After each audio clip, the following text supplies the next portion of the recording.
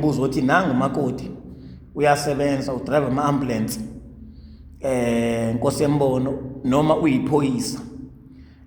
uzobulala inkomo la ekhaya kube nomcimbi kube nomsebenzi njengoba uzobulala inkomo la ekhaya nje kube nomcimbi ngicela ukubuza ukuthi uma ngabe ezoba on duty esebenza amanye amakhosikazi omndeni ekhona abafowethu esesithebeni kodwa ezokhona ukufika ngosuku loba on duty mhlawumbe ehamba noza kwabo kufanele ukuthi angene ekhaya efake ibhlukwe kube kubizwe amathongo kumphoxa kumlulaza kangakanani na njengonkosikazi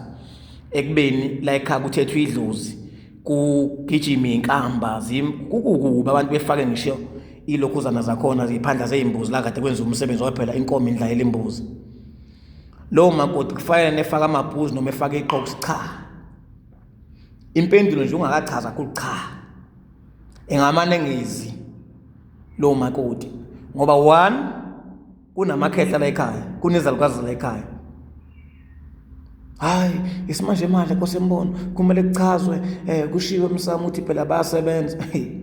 kunabantu abangamakhehla abangayifuni nokuyibona imfundo ngoba vele imfundo iyisystem eyayizodoma vele umuntu omnyama imbambe ezintweni eziningi ukuze azi ukuthi yona afuneka afunde ngoba ngaphandle kwemfundo ngeke sebe nalutho because unabantu abazilokho ukuthi ngaphandle kokufunda welutho umsebenzi wemfundo ke leyo so kunamakhehla aqala vele angazi ngemfundo ngakho ke umakoti akakwazi ukungena ngebhlukwe ekhaya engamana yeke akakwazi ukuhamba ngoba abakoti makubulewe inkomo bahamba ngeenyawo befake idwa befake igqizo lapha phansi behambe ngeenyawo egcekeni akakwazi ukuqhamuka namahila angaka yena thi umakoti banakho ufundile uhamba nama colleagues akhe uzongena ekhaya ufake ibhlukwe cha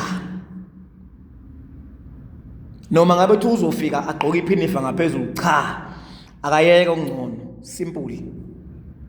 uma engalitholanga ithuba lokuba ngasekhaya noma lokukhuluma ukuthi ngicela ukuthi ilivanyana kunomsebenzi ekhaya akahlala emsebenzini lapho kulungile uqhubeka umsebenzi wenzeke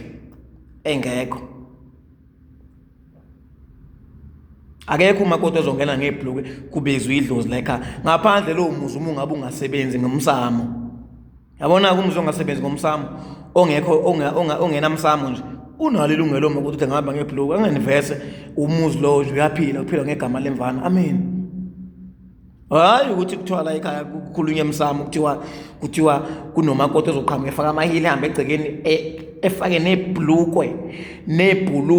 ibhlukwe liyaphoqwa kwaZulu anguphinde ibhlukwe liyaphoqwa kwaZulu ulikuveza phi na ukuthi liyaphoqwa